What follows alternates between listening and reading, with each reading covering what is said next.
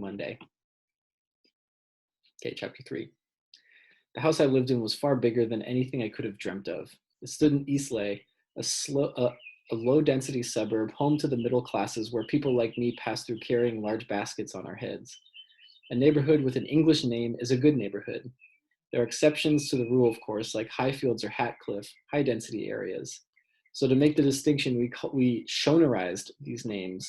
Highfields became Hypheridzi, Hatcliffe was Hatikirifi. It was natural and instinctive that when we pronounced the names of really plush neighborhoods like Borrowdale, with its sprawling mansions, we spoke in a nasal tone to try to sound more English. I had Tony Blair to thank for living in Eastleigh in my elder brother's house, a 4-bedroom bungalow with a red roof set on an acre of land. The lawn was slowly turning into desert, but for the weeds which had taken over. The flower beds, which once boasted many foreign botanical specimens, were also wilting. The only sturdy geraniums and self-seeding marigolds remained, giving some color. A Dura wall surrounded the property and shielded our shameful garden from prying eyes. The backyard was a different story. There we had 8 beds of cultivated vegetables. Rape and tomatoes, onions and carrots, cabbages and pumpkins. There was a guava tree in the corner by the servants' quarters. A peach tree had long since died and had been used for firewood. A stump remained as a sort of inanimate memorial. One day we would uproot it and burn it too. When I reached home, my daughter, Chiwoniso, was red, the same color as the soil in this part of town. Together with her little school friends, she was wallowing in the mud. "Get out of there, all of you," I shouted. "Mama," they all said in unison and came speeding towards me. "Get away from me." I was wearing a white dress. I don't know what's wrong with these kids these days. They don't listen. They mobbed me anyway, and soon I was looking like them in my soiled dress. If only they knew how hard it was to wash out soil stains.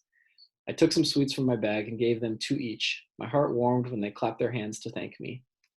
"Make sure you all go to your homes by 6 o'clock. They were too young to tell the time, but they knew to leave just as the sun began to set.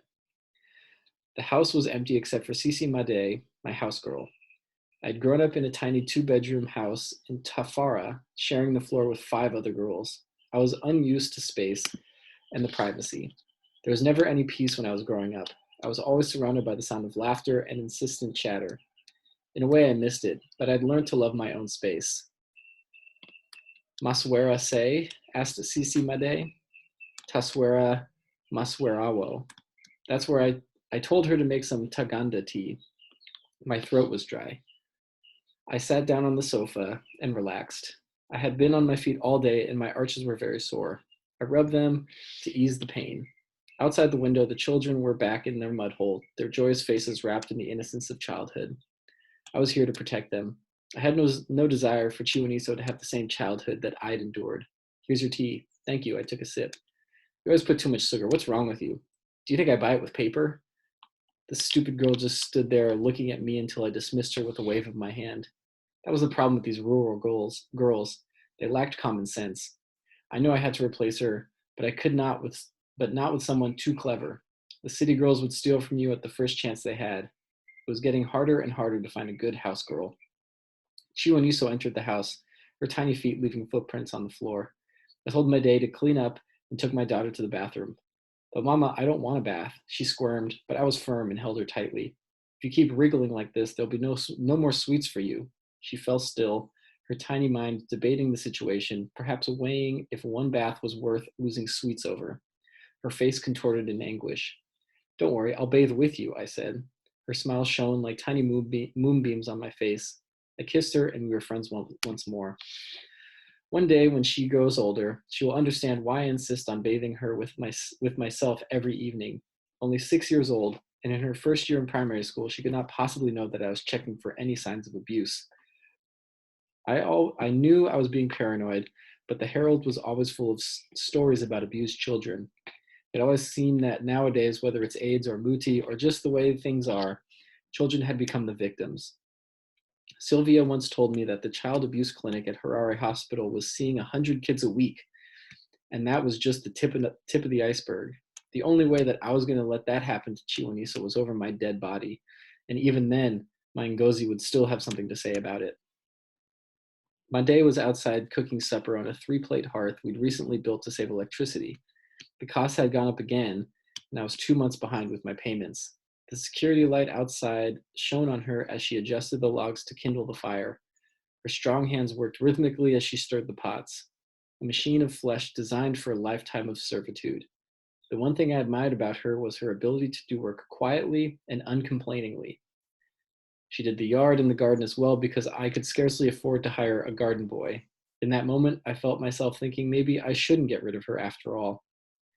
Supper was sadza with matemba with some pumpkin leaves mixed in with tomatoes and onions, cooked in beef fat to give them more flavor. The smell was heavenly, but I had to add more salt. Clearly, there was still a lot to teach this girl. Chiwoniso hated matemba, so I indulged her and let her have lacto with her sadza. Tell me about your day at school, I said. She began a convoluted tale about her teacher, other students, class, and Lord knows what else. It made very little sense, but I marveled at her fluent English. It rolled from her little tongue sounding natural, not forced like mine. She went to bed late. It was Friday, so she didn't have to get up early. My day went to bed when she'd done the dishes. Chiwoniso asked me to tell her a story like I'd once done so long ago. I kissed her on her forehead and covered her with a blanket, wishing that it would always be this way. Then I made my way around the house, checking all the doors and windows. We had a latch on every door and burglar bars on all of the windows, but I knew that even this was sometimes not enough. The thieves in Harare worked 24/7, and a house full of women made for easy pickings. I wheeled the TV into my bedroom just in case. A house just up the street had recently been burgled, and they'd lost everything, even the light bulbs. What was worse was that the family remained fast asleep, waking up to find themselves naked on the floor. There were rumors that burglars were blowing some sort of sleeping powder through the air vents, but none ever said what the powder was or where they got it from.